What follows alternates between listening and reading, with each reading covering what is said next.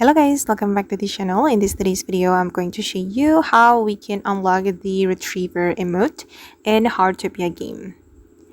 Okay, let's get into it guys. In the latest update, Heartopia has a collaboration with Maltese, Heartopia x Maltese, and in this update, you will be able to get retriever emote, and I'm going to show you how you can get it.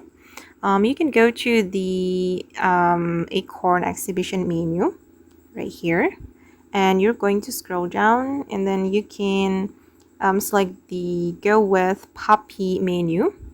Okay, and you need to have exhibition pass to draw, and if you're lucky you will get this retriever emote, and I'm still working on it guys.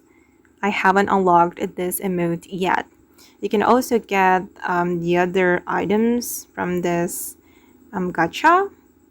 For example, this eye mask, eye patch, and also this nightcap, hat, and pajama, and so on.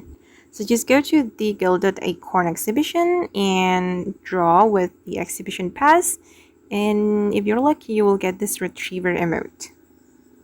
Okay guys, and that's how we can unlock the retriever emote in Heartopia x Maltese update. I hope this video will be useful for you. Thank you so much for watching, and bye!